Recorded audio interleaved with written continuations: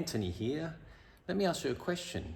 What do you think will happen to the inside edge of your tyre if you put an aggressive alignment on your car? If your answer is it'll wear out the inside edge, I think you better watch this video. Hi guys, I just wanted to run through some unforeseen benefits that you can realise by setting your car with more aggressive alignment and camber settings. This car has approximately 2.5 dial into the front and 2.5 negative camber on the rear.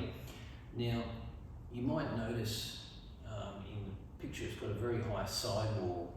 It's an R-spec tyre, Trofeo R tyre, which allows more rubber, or more use of rubber out to the very edge of the tyre.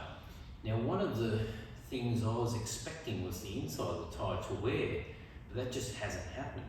And there's a very good reason for that. When you select an R-spec tyre, it comes with an outside and an inside. The outside's built higher than it is on the inside, which helps to make the tyre run and wear very flat across the surface underneath. Now, I've always been told that the inside's going to wear, but if you do the correct camber settings and have the correct tyre that's appropriate, you can avoid all those complications and have a happy life. Now, I'll show some photos later what the tyres actually have worn like. This has actually done 3 track days and they still haven't worn out, these Trofeo Rs. They're absolutely phenomenal tyre. You set them at around 26 psi and then on the track they end up at 32, which is maximum grip. They can go up to 51 psi and they're perfectly road drivable. So this car does a combination of road driving and track driving.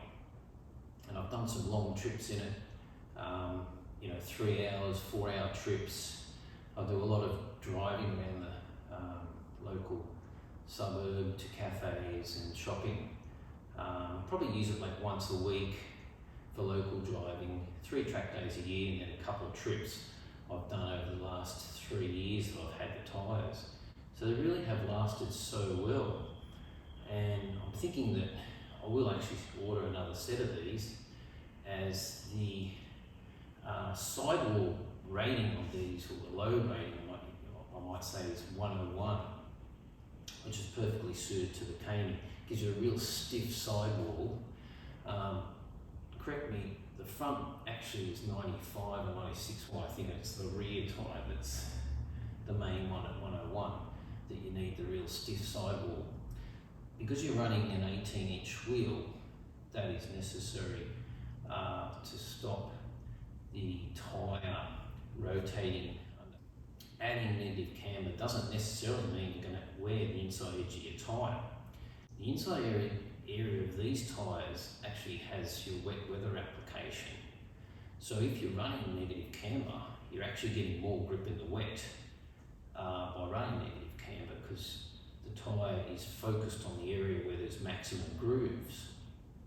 The outside of the tyre doesn't have that many grooves on this, hence you're getting a lot more rubber contact on the road, and it's useful when things dry out and you can use the outside edge a lot more. But for wet weather driving, I'm so surprised. I thought it would slide around everywhere, but there's no way. This is actually probably better than a normal road tyre in wet, because of that negative camber application, using the wet weather grooves on the inside, and it sort of aligns the tyre correctly. You've got the outside tyres thicker than the inside, so it all works very well together. So these are unseen benefits that nobody explained to me, or couldn't even find anything written about these when I bought the tyres. So I'm only seeing this in hindsight. So this Trofeo R tyre is the lightest tyre that you can road drive and use on track for track days or competition. It comes in at around 24 pounds or 25 pounds, I think it is. Most 18-inch semi-slicks, which these are, weigh somewhere between 27 and 30 pounds. So when I was selecting this tyre, I did so because I knew that I was going to be fitting a flow formed.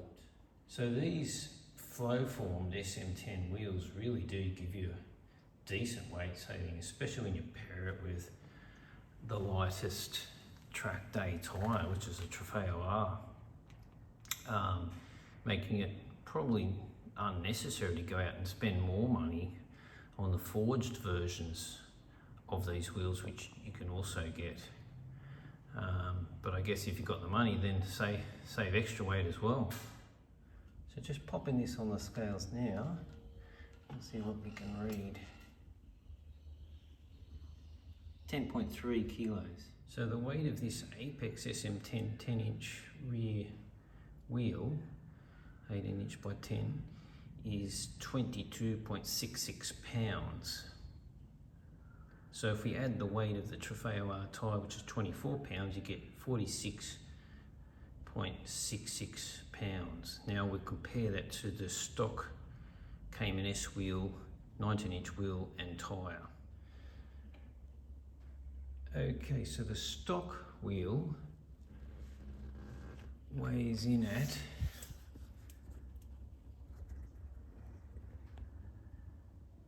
24.8 kilos.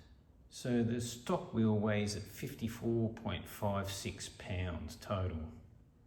So the total weight saving then is 7.9 pounds between the stock Cayman S wheel and the SM10 running the Trofeo R.